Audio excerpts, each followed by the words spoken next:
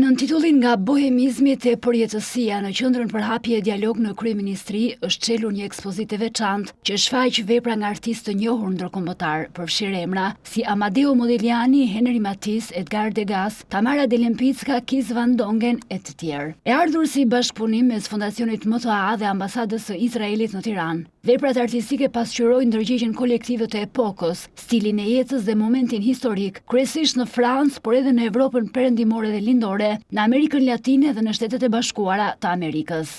Ndërsa koleksioni i rrallë paraqet një grup të tërë artistësh, pa të cilët do të ishte e pamundur të imagjinohej historia e artit modern siç janë fauvistët, Van Dongen dhe Amadeo Modigliani përfaqëson me kryeveprat e tyre.